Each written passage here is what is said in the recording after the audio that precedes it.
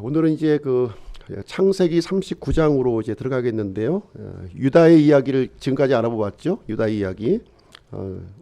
이제 지금부터는 다시 요셉의 이야기로 돌아가서 요셉의 상황을 한번 좀 보시도록 하겠습니다.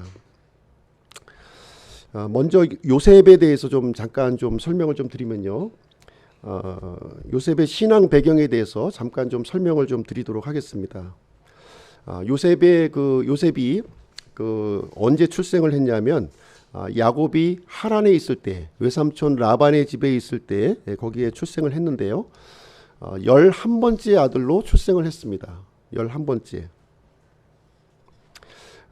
이 야곱의 그 삶을 보시게 되면 요셉의 출생을 통해서 이렇게 이 분기점이 일어난 거예요. 분기점이. 요셉이 출생하기 전에는 그냥 외삼촌 집에서 이렇게 머물려고 하는 생각을 이제 갖고 있었는데요. 요셉이 출생하면서부터 이제 고향 땅으로 이제 돌아가야 되겠다, 그런 생각을 야곱이 이제 갖게 됩니다. 그러면서 레아를 위해서 7년이 있었고요. 라헬을 위해서 이제 7년이 있어서 14년이 지난 상태였는데, 요셉이 이제 태어난 다음에 한 6년간에 걸쳐서 이제 또 라반의 집에 이렇게 머무르면서 이제 이렇게 가나안 땅으로 돌아갈 그 준비를 이렇게 하게 되었습니다. 그래서 요셉이 한 7살쯤 되었을 때 이제 가족과 함께 이 가나안 땅으로 돌아오는 이야기가 이제 기록이 되어 있죠. 거기에서 이제 야곱이 특별한 경험을 하게 되는데요. 야복강가에서 이 주의 천사와 이제 씨름하는 장면을 한번 우리가 살펴보았을 거예요. 그때 야곱이 영적으로 큰 변화를 그때 맞이하게 됩니다. 이전의 야곱과 이 또 새로운 그 주의 천사를 만난 뒤에 야곱은 완전히 좀 이렇게 좀 변화된 모습을 거기서 이제 갖게 되죠. 그래서 이 요셉은요, 7살의 나이 때에 이 아버지의 이 변화된 모습을 거기서 이제 목격을 하게 되고요.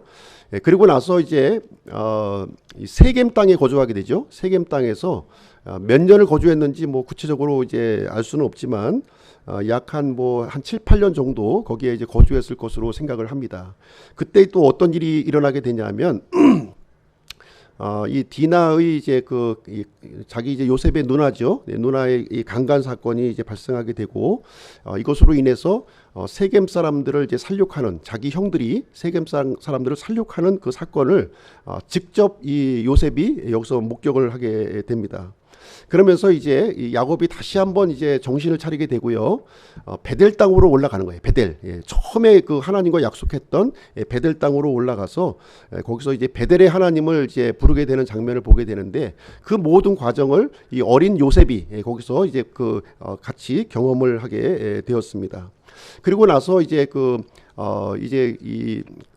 할아버지가 있는 헤브론 쪽으로 이제 이동을 하게 되는데, 이동을 하면서 베들레헴 근처에서 어떤 일이 일어나게 되냐면, 이때 요셉이 한 13살쯤 되었을 때예요. 13살쯤 되었을 때에 길 가던 도중에 베들레헴으로 가던 길에 어머니가 이제 12번째 아들 베냐민을 낳으면서 죽는 그런 일을 이제 또 거기서 경험을 하게 됩니다. 그리고 나서 이제 헤브론으로 이제 도착을 하게 되는데요. 그때 요셉의 나이가 한 13살쯤 되었을 것으로 이렇게 추정이 돼요. 13살쯤 되었을 것이고요. 그리고 나서 17세에 일어난 일을 이제 창세기 38장에서 기록하고 있는데요. 이때 이제 17세의 나이, 헤브론에서 한 3, 4년 정도 이제 거주하고 난 다음에 형들의 시기로 이집트 노예로 이렇게 팔려가는 그 내용이 이제 기록이 되어 있습니다. 여기서 이제 야곱의 아들이 이제 총 12명이었죠. 12명이었는데 이 10명의 아들을 보시게 되면 사실 이 10명의 아들은 옛 야곱의 그 영향을 받으면서 성장을 했던 사람들이에요.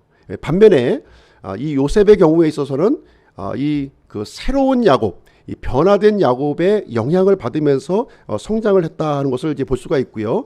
야곱이 경험했던 아주 영적으로 중요한 사건들을 요셉이 비록 나이는 어렸지만 같이 이렇게 경험을 했던 그런 상황을 우리가 생각을 해 볼 수가 있겠습니다.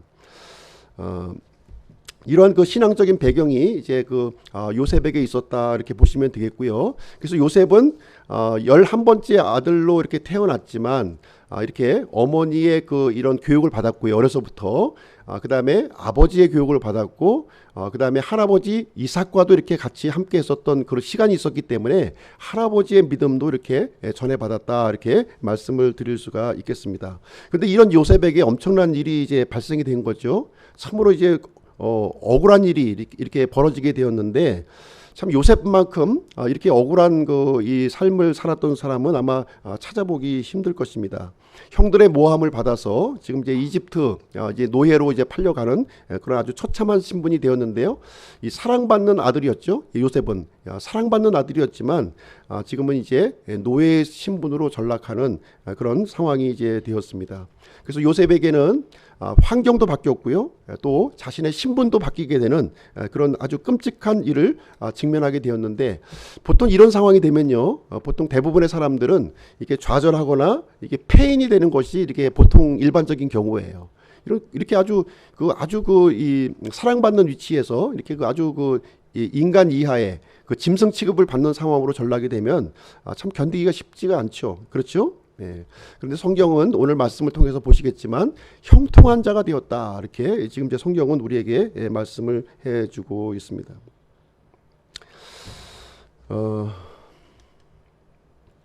오늘 이제 말씀 제목은 형통한 자 요셉이라는 제목인데요. 요셉의 종살이 시즌 1에 해당되는 그런 내용이 이제 되겠습니다. 그래서 이 노예로 전락한 요셉, 감독자가 된 요셉, 그리고 이 보디발의 동력자가 된 요셉의 모습을 오늘 본문 말씀을 통해서 함께 살펴보는 시간을 갖도록 하겠습니다.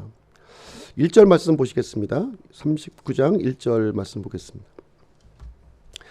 요셉이 이집트로 끌려 내려가매 파라오의 직무 수행자로 호위대장인 이집트 사람 보디발이 그를 거기로 끌고 내려간 이스마엘 족속의 손에서 그를 사니라. 요셉은 어디로 갔을까요? 이집트로 내려갔는데 지금 이제 노예 시장에 지금 간 거죠. 노예 시장에 가서 지금 이제 이 보디발을 주인으로 맞이하게 되었다 이렇게 얘기하고 있습니다. 이렇게 보시게 되면 이제 형들의 그 시기로 이렇게 아주 참 이 이스마엘 상인들에게 이제 끌려가는 장면이 있고요. 발목에는 쇠사슬이 묶여가지고 마치 짐승 취급을 하면서 지금 이제 가고 있는 상황이 되겠습니다. 사실 이제 요셉의 의지와 상관없이 이렇게 지금 모든 상황이 이렇게 전개되고 있는 모습을 우리는 이제 보게 됩니다. 그래서 이제 요셉은 어떻게 됐습니까? 이제 어떤 주인을 만나느냐가 중요한 거예요. 이제 과거의 일은 물을 필요가 없는 거죠. 이제 현재의 상황에서는 어떤 주인을 만나느냐 하는 것이 대단히 이제 중요합니다. 앞으로 이제 요셉의 이야기를 우리가 좀 이제 살펴보게 될 텐데요.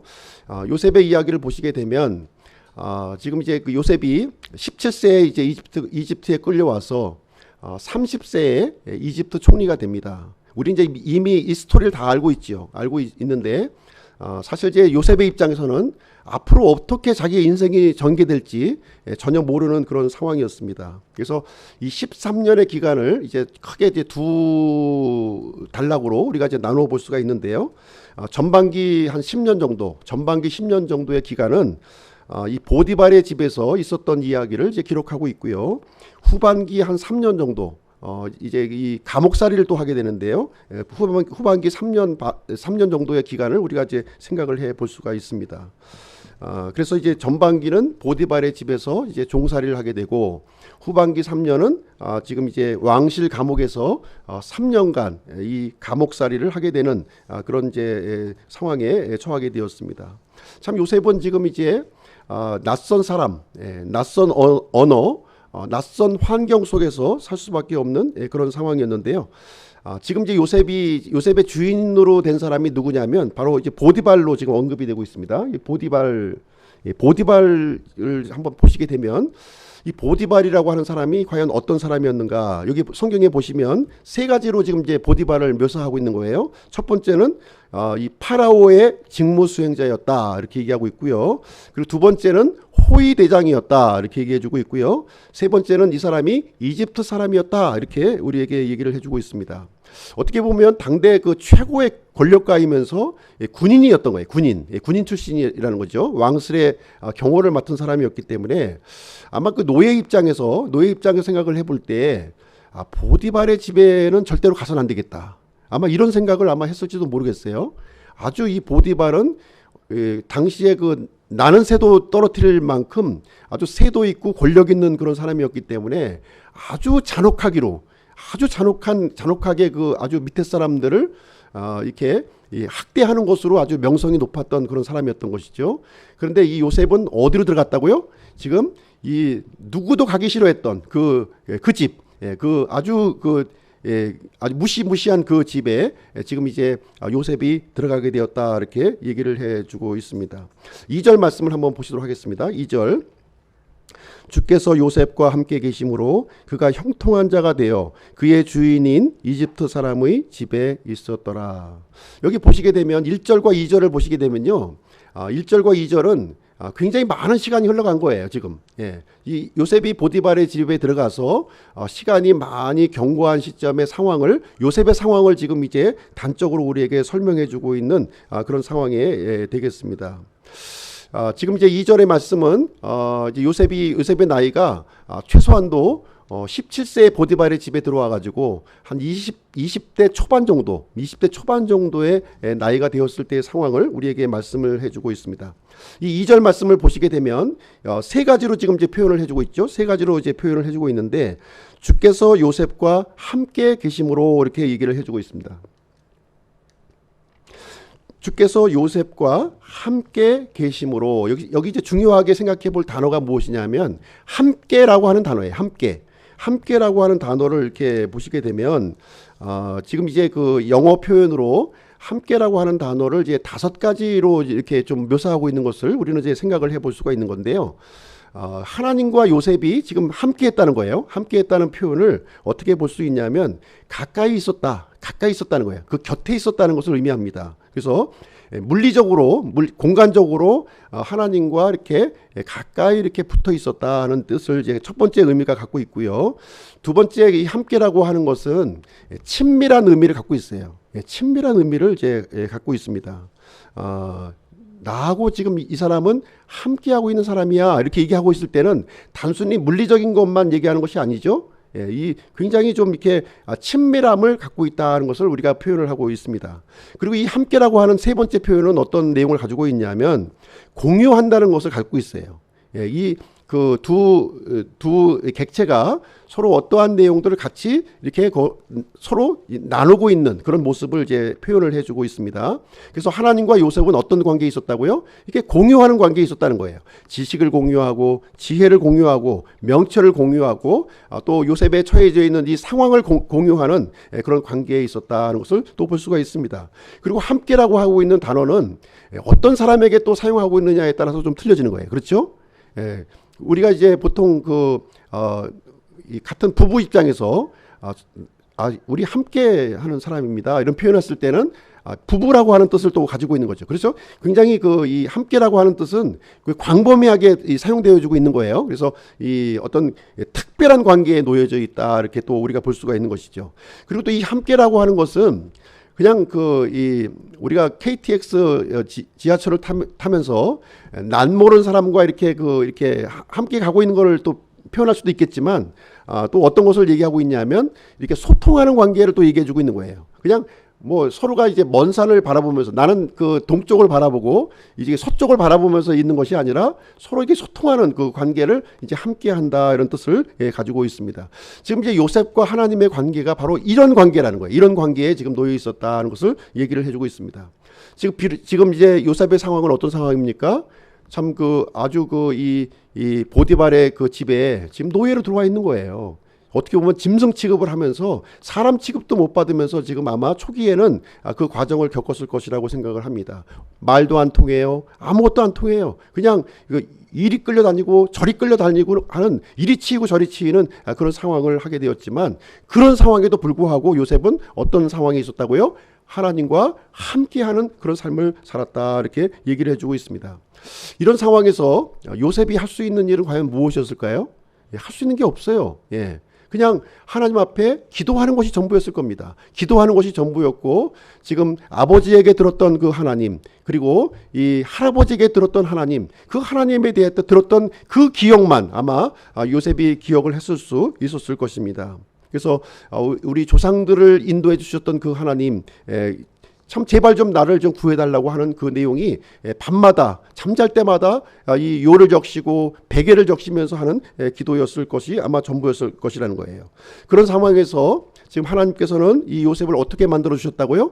형통하는 자로 만들어 주셨다. 이렇게 두 번째, 형통하는 자로 만들어 주셨다. 이렇게 얘기해 주고 있습니다. 아니 근데 어떻게 이게 형통이 될 수가 있겠습니까?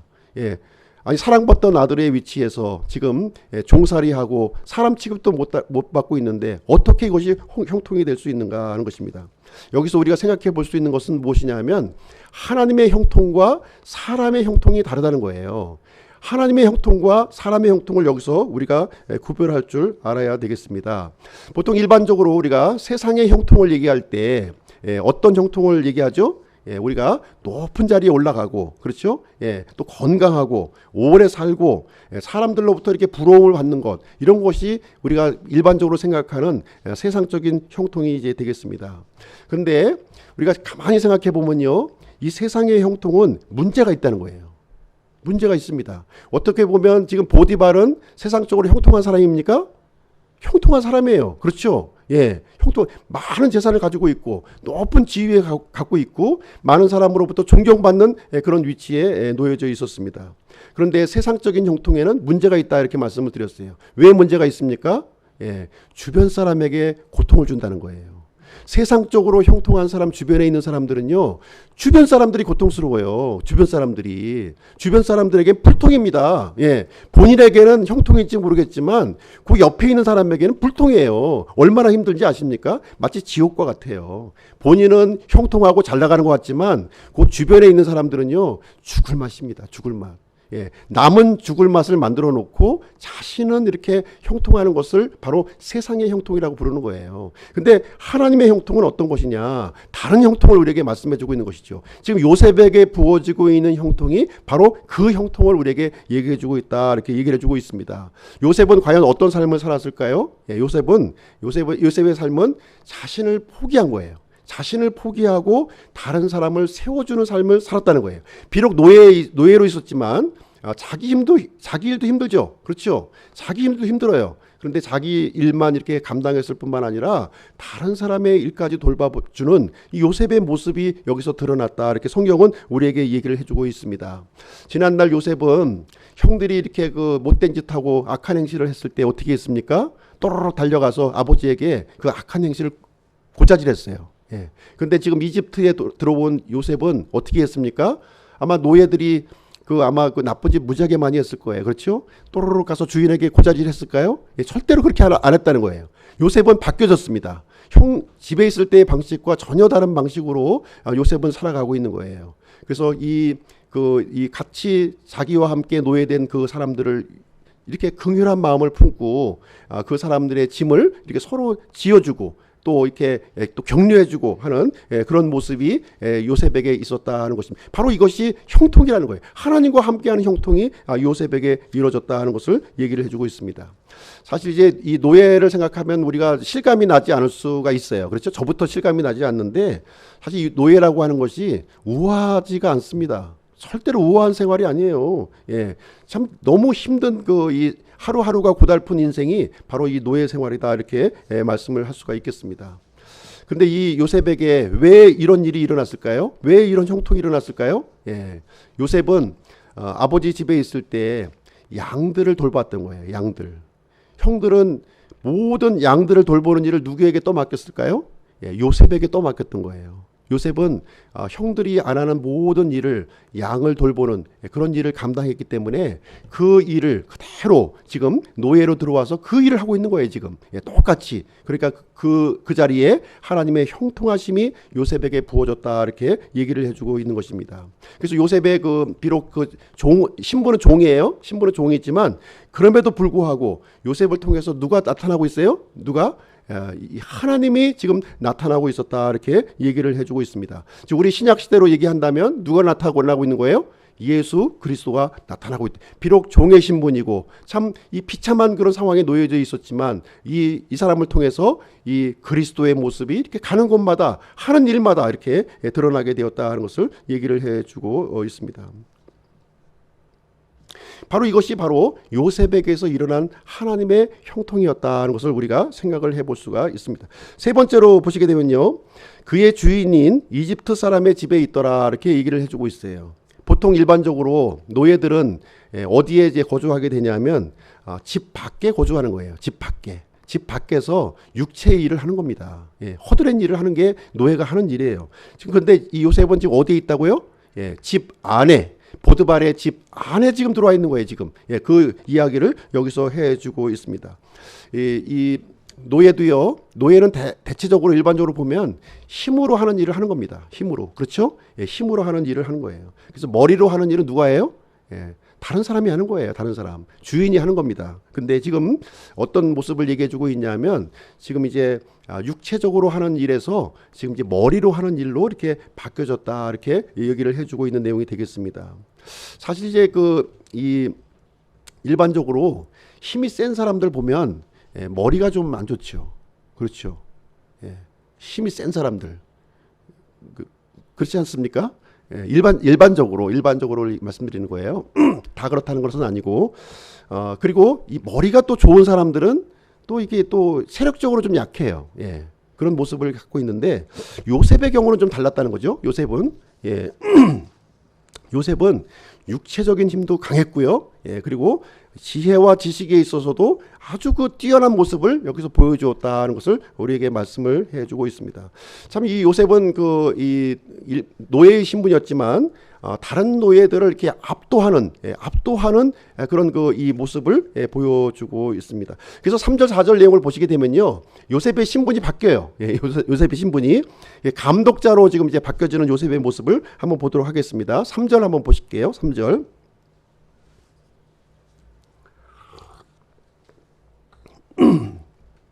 그의 주인이 주께서 그와 함께 계심을 보고 또 주께서 그가 행한 모든 일을 그의 손에서 형통하게 하심을 보았더라. 주인이 누구죠? 보디발이죠. 보디발이 요셉을 보았다 이렇게 표현하고 있습니다. 보았다는 표현이 몇 번 나옵니까? 2번 나와요. 2번. 함께 계심을 보고 그리고 형통하게 하심을 보았더라. 그래서 2번 보았다는 표현이 나옵니다. 이 보디발의 집안에 그 노예가 몇 명 있었을까요? 몇 명 있었을까요? 알 수 없죠. 그렇죠. 알 수 없지만 굉장히 많았을 거예요. 그렇죠? 굉장히 많았을 겁니다. 그런데 이 보디발이 신경도 쓰지 않는 그 요셉에게 주목을 했다. 이렇게 여기 3절 말씀에 기록을 하고 있어요. 2가지 면을 주목했다는 거예요. 2가지 면을 주목했는데 한 가지는 무엇이냐면 하나님께서 요셉과 함께 하심을 보았다는 거예요. 그리고 두 번째는 요셉의 형통을 보았다. 이렇게 여기서 설명을 해주고 있습니다. 보디발은 어떤 사람입니까? 불신자예요. 불신자. 이집트 사람이다. 이렇게 얘기를 해주고 있죠. 이스라엘의 하나님을 전혀 모르는 사람이에요. 그런데 이스라엘의 하나님이 함께 하시는 모습을 요셉을 통해서 이 보디발이 발견했다. 이제 얘기를 해주고 있는 것이죠. 그렇죠? 아마도 처음에는 이 요셉은 관심 대상이 아니었을 거예요. 보디발에. 그런데 아주 주의 깊게 이 보디발은 요셉의 모습을 아주 주의 깊게 관찰을 했다는 것이죠. 그렇게 했을 때 하나님의 어떠하심이 요셉을 통해서 이렇게 드러나게 되었다. 이렇게 얘기를 해주고 있습니다.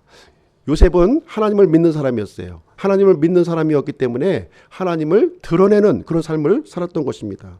우리도 예수 그리스도를 믿는 사람입니까? 그렇다면 우리가 해야 될 일이 뭐예요? 예수 그리스도를 드러내는 일이에요. 지금 요셉이 하고 있는 일, 그 일을 한 거예요. 그냥 자신이 믿고 있는 하나님을 드러냈는데 그것을 누가 보았다고요? 주인인 보디발이 그것을 발견했다. 이렇게 얘기를 해주고 있습니다. 요셉은 아마도 많은 어려운 일들을 감당했을 거예요. 많은 그 동료들의 일들을 도와줬을 거예요. 그러면서 했던 말이 반복적으로 했던 말이 무엇이었을까요? 예, 반복적으로 했던 말은 주님께서 하셨습니다. 내가 한 것이 아니라 주님께서 하셨습니다 하는 거예요. 주님께서 하셨습니다. 이 말을 이렇게 하는 것을 통해서 이 요셉이 믿고 있는 이 하나님이 가는 곳곳마다 주인에게까지도 이 하나님을 발견하게 되었다, 이 얘기를 해주고 있는 것입니다. 두 번째로 보디발이 발견한 것은요, 요셉의 형통이었어요. 이 보디발은 형통이라는 이 단어를 알고 있는 사람이에요. 이 이집트의 형통이 무엇인지 알고 있는 사람이에요. 그렇죠? 그런 사람이에요. 형통을 위해서 살아온 사람입니다. 그래서 이집트의 형통은 어떤 형통이었습니까?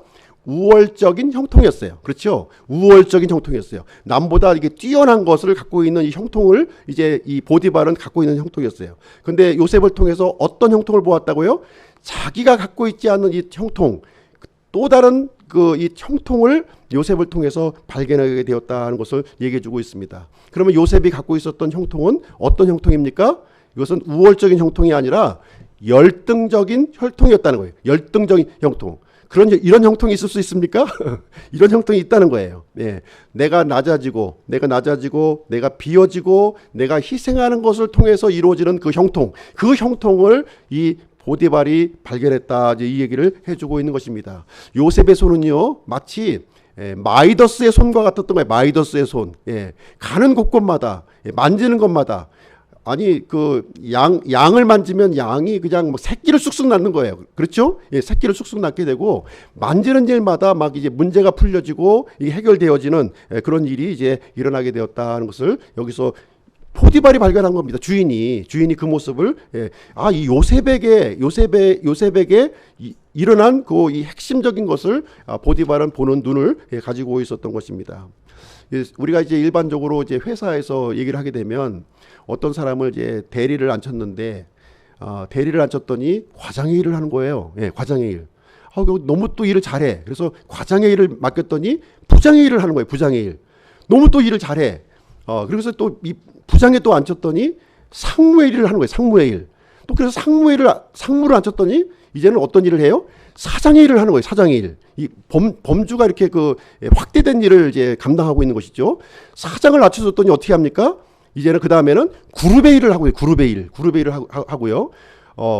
이 요셉의 그 한계가 어디에 있을까요? 예, 이 보디발은, 아니 요셉의 한계가 과연 어디까지 있는가? 이 어린아이의 지혜가, 이 어린아이의 재능이 어디까지 있는 것인가를 가늠할 길이 없는 거예요. 가늠할 길이 없는 그런 상황에 이제 발견하게 되었습니다. 이 요셉의 손을 통해서 형통이 이렇게 나타났다는 거예요. 마치 어떤 것을 우리가 묘사할 수 있냐면, 예수님께서 오병이어의 그 기적을 일으키실 때, 두 개의 떡과 5마리의 그 물고기가 예수님의 손에 들려졌을 때 어떤 일이 일어났습니까? 5,000명이 먹을 수 있는 음식으로 바뀌어져 나왔잖아요. 그런 일이 누구에게 일어났다고요? 요셉에게 일어났다. 이제 이 얘기를 지금 이제 해주고 있는 내용이 이제 되겠습니다. 계속해서 요셉의 이 손을 통해서 만져지는 거면, 이 화초를 만지면 화초가 막 자라나, 화초가 막 열매를 피고 막 이렇게 자라나는 그런 신기한 일들이 일어나게 되었습니다. 4절 말씀 한번 보시겠습니다. 4절. 요셉이 그의 눈앞에서 은혜를 입어 그를 섬김에 그가 그를 자기 집에 감독하는 자로 삼고 자기의 모든 소유를 그의 손에 맡기니.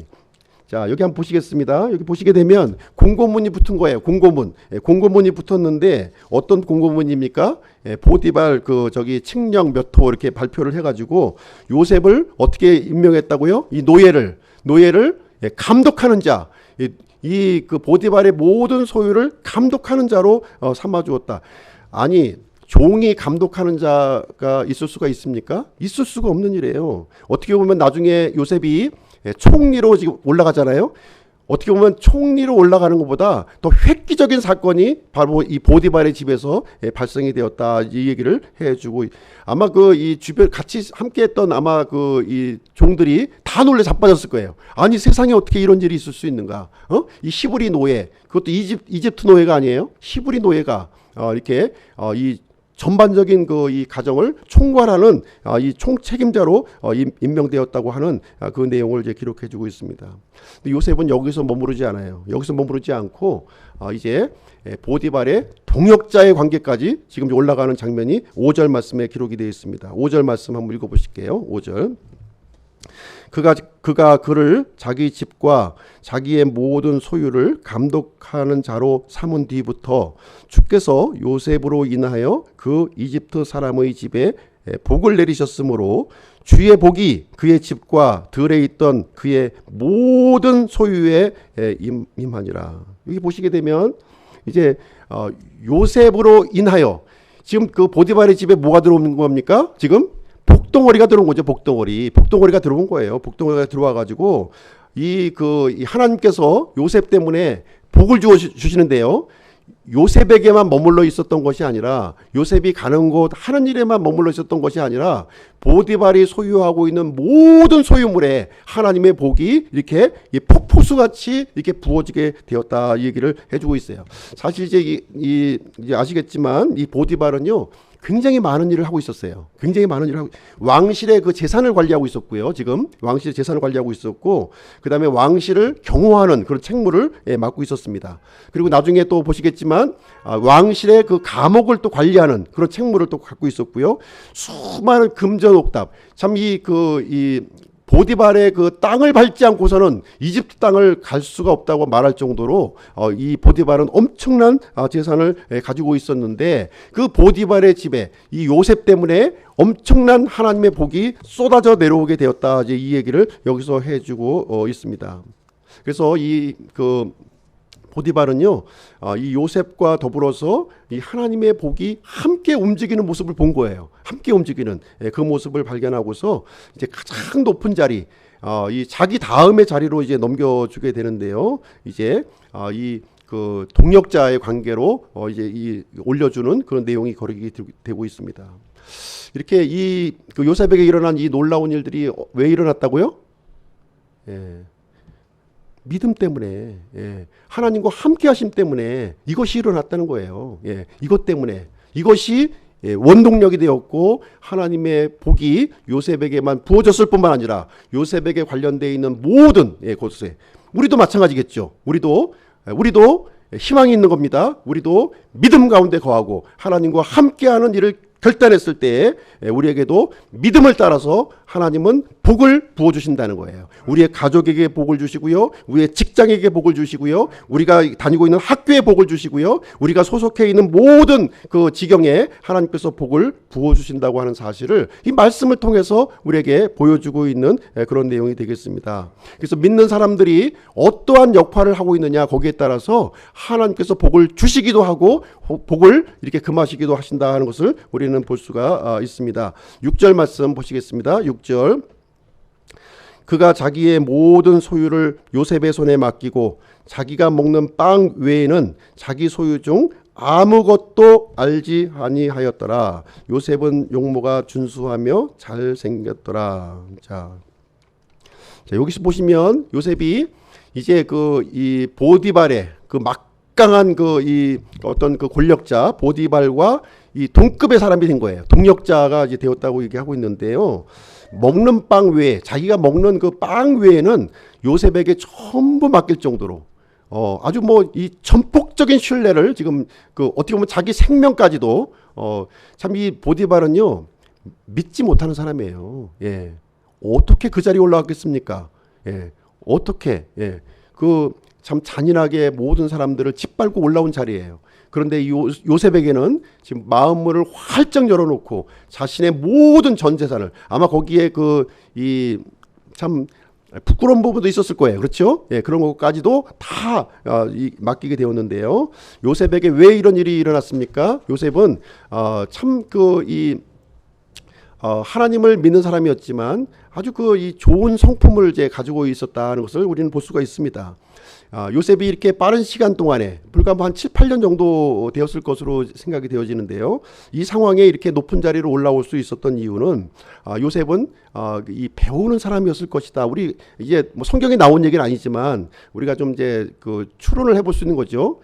처음에는 말도 안 통해요. 문화도 안 좋아요. 다른 거 다 낯설었어요. 그러나 이렇게 높은 지위로 올라올 수, 혜택될 수 있었던 것은 요셉은 끊임없이 배우는 사람이었다는 거예요. 참 잠자는 시간도 없이 끊임없이 배우는 사람이었다는 거예요. 뿐만 아니라 요셉은 정직한 사람이었음을 우리는 또 생각해 볼 수가 있는 것이죠. 정직한 사람이었어요. 그리고 요셉은 또 부지런한 사람이었어요. 부지런한 사람이었다고 하는 사실을 우리는 부인할 수가 없을 겁니다. 게으른 사람을 우리가 이 책임자로 맡기는 경우는 하나도 없어요. 참 이 잠자는 시간을 줄여서라도 아마 이렇게 부지런하게 자기에게 맡겨진 일은 이렇게 완수하는 그런, 또 자기의 일뿐만 할 뿐만 아니라 다른 사람의 일까지 이렇게 돌아보는 그런 사람이었을 것을 또 생각을 해볼 수가 있고요. 뿐만 아니라 우리는 부지런한다고 해결되는 게 아니죠. 모든 일은 이렇게 지혜로워야 되는 거예요. 지혜로워야 됩니다. 지혜로운 사람이었을 것을 또 생각을 해보게 됩니다. 또 신실한 사람이었어요. 그리고 자신이 또 잘났다고 이렇게 또 이렇게 자신을 이렇게 우월의식을 갖는 것이 아니라 참 자신을 낮추고 이렇게 겸손한 모습을 이 요셉은 갖고 있었다는 것을 우리는 아마 이 성경의 그런 이 전반적인 내용을 통해서 이런 성품들을 우리가 이제 좀 생각을 해볼 수가 있습니다. 여기 보시면 특별하게 요셉에 대해서 특별한 그 내용이 기록되어 있는데요. 요셉은 용모가 준수하며 잘생겼더라 이렇게 또 표현이 되어 있는 거예요. 여기 이게 어떤 표현일까요? 어떤 표현입니까? 용모가 준수하며 잘생겼더라. 참 이것 때문에 아마 이제 또 이 시즌 2에 가서 이제 문제가 좀 생기는 수가 있는데요. 이 요셉은요 탁월했다는 거예요. 딱 이렇게 보면 그 수만 명의 사람이 있더라도 딱 눈에 띄는 사람이 있잖아요. 눈에 띄는 사람이 있어요. 여러 가지 면에서 한 가지 가지고는 좀 곤란하죠. 많은 사람이 있는데 이게 눈에 띄려면 한 가지 가지고는 좀 곤란해요. 요셉은 보니까 체력도 굉장히 강해. 체력도 강하고 또 이렇게 그 손재주가 보통 손재주가 아니에요. 뭐 만졌다 하면 그냥 뭐 바로 고쳐버려. 그리고 또 이 지혜도 있고 또 사람들과의 어떤 소통 관계도 또 아주 뛰어나고 또 이 리더십도 있는 거예요. 리더십도 있어서 사람들을 이렇게 몰고 다니는 그런 모습을 참 이 어떤 부분을 이렇게 좀 뒤집어 봐도 참 흠잡을 데가 없는 그런 20대 중반에 나이까지 젊어요. 20대 이 초반에 아주 이 청년이었다는 것을 여기서 얘기해주고 있습니다. 아마 사육가 미리였을 거예요. 저 친구는 내가 사육감으로 좀 찍어야 되겠다. 아마 다 줄을 섰을지도 몰라요. 보디발의 집에 지금 이 줄을 대고 있을 수 있을 것입니다. 그래서 모든 사람들이 바라보는 이런 선망의 대상 요셉이 지금 이제 되었다는 것을 얘기해주고 있습니다. 그래서 이 비밀이 어디에 있다고요? 하나님과 함께하는 데 있었다는 거예요. 하나님과 함께하는 이것 때문에 참 이 요셉에게 일어난 모든 일이 모든 형통이 지금 일어났다 얘기해주고 있습니다. 자, 그럼 이제 결론을 좀 드리도록 하겠습니다. 첫 번째는요, 절망 속에서도 믿음을 가지라는 겁니다. 절망 속 현실이 아무리 힘들고 아무리 어렵고 절망스러운 상황일지라도 믿음을 붙들으라는 거예요. 믿음을. 우리 옛 속담에 호랑이한테 잡혀가도 정신만 차리면 산다 이런 말이 있잖아요. 그래서 우리가 믿음만 붙들면 그것이 모든 문제를 풀 수 있는 핵심적인 키가 된다. 이 얘기를 해주고 있는 거예요. 사실 요셉이 닥친 이 위기 보통 위기입니까? 보통 사람 같으면 그냥 폐인된 거예요. 그냥 엄마 아빠 이제 울부짖다가 이제 그냥 진짜 허접한 인생을 살면서 인생을 마무리해야 될 그런 위치였습니다. 그러나 요셉은 성경에서 우리에게 얘기하기를 어떻게 얘기합니까? 형통하는 자가 되었다. 이렇게 우리에게 말씀을 해주고 있는 거예요. 요셉은 모든 것을 잃어버렸어요. 모든 것. 이집트 노예로 이제 팔려오는 순간 모든 것을 잃었지만 한 가지 붙들고 있었던 것이 있었는데 그것은 믿음을 붙들고 있었다는 거예요. 하나님을 신뢰하는 그 믿음을 끝까지 붙들고 있었기 때문에 지금 노예의 신분에서 벗어날 수 있는 길을 마련하게 되었다, 이렇게 얘기를 해주고 있습니다. 이 믿음이라고 하는 것은요, 두 가지 측면으로 나타나는 거예요. 두 가지 측면. 하나님을 향한 측면과 사람들을 향한 측면, 두 가지로 나타나는 거예요. 우리가 하나님은 잘 믿는다고 하면서 이 인간관계가 완전히 파괴되어 있는 사람들이 너무 많아요. 그렇지 않습니까? 이 믿음이라고 하는 것은 신실함이에요. 신실함. 이 신실함이라고 하는 것은 하나님을 향한 신실함도 있어야 되겠지만 사람들을 향한 신실함도 있어야 된다는 거예요. 한 가지만 우리가 붙들면 안 돼요.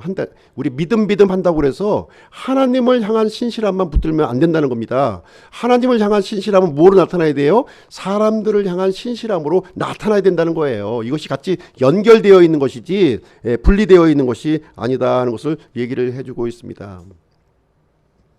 그래서 요셉은 믿음으로 인해서 이제 형통한 자가 되었음을 우리에게 가르쳐주고 있습니다. 그래서 요셉에게 닥친 여러 가지 그 시련들 문제가 되지 않은 거예요. 믿음이 있기 때문에. 그래서 요셉을 더 강하게 만들었고요, 더 지혜롭게 만들었고, 더 성숙한 사람으로 이렇게 만들게 되었다는 것을 우리에게 말씀해주고 있습니다. 우리도 마찬가지죠. 우리도 마찬가지입니다. 우리가 이 절망스러운 상황에 우리가 좀 내던져질 그런 그 상황에 처해질 수가 있습니다.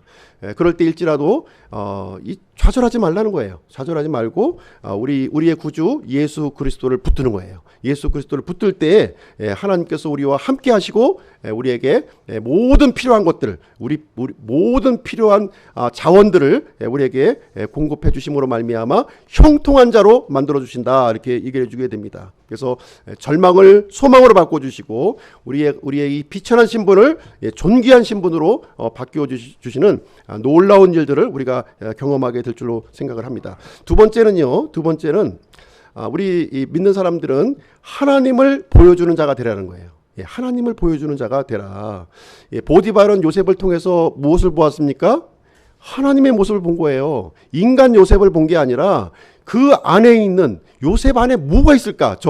이 젊은 이 종 속에 뭐가 있을까를 주목해서 본 거예요. 그랬을 때 요셉이 믿고 있었던 그 하나님을 보게 되었다, 이렇게 얘기를 해주고 있습니다. 요셉은요, 일반 노예와 달랐던 거예요. 일반 노예. 똑같은 노예였습니다. 어쩌면 노예 중에서도 더 하층의 노예일 수도 있어요. 이집트에서 가나안 땅에서 이제 붙잡혀온 노예였기 때문에 노예의 등급 중에서도 아마 하층 노예의 등급에 들어갔을 것입니다. 일반적으로 노예는요, 어떻게 생각을 합니까? 시키는 일만 하는 거예요. 시키는 일. 뭐 더 해준다고 밥도 줍니까? 그렇다고 해서 봉급을 더 줘요. 노예는 봉급도 없거든요.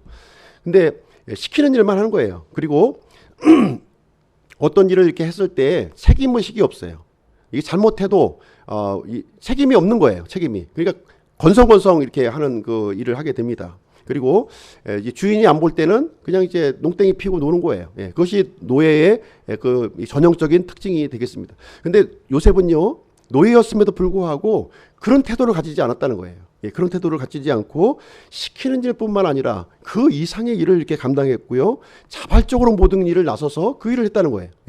아니 밥 더 주는 거 아닌데, 아마 주변에 이 동료들이 아마 놀렸을 거예요. 아니 그런다고 너 밥 더 주냐? 밥 더 주냐? 노예 신분에서 벗어날 줄 아냐? 이렇게 아마 아마 야유를 했을지도 모르겠습니다. 그러나 거기에 개의치 않고 참 누가 보든지 아니 보든지 하나님 앞에서 자신을 일을 했던 요셉의 모습을 우리는 보게 됩니다. 그래서 요셉이 이 꾸준하게 이렇게 했었던 것은 무엇이냐면 자신을 통해서 하나님의 모습을 보여줬다는 거예요. 나의 모습을 보여준 게 아니에요. 하나님의 모습을 보여준 거예요. 모든 일을 하면서 어떤 얘기를 했다고요? 주님께서 하셨습니다. 주님께서 하셨습니다 하는 말을 계속해서 반복해서 낸 거예요. 그래서 하나님을 보여주는 그런 이 모습을 우리에게 보여줬습니다.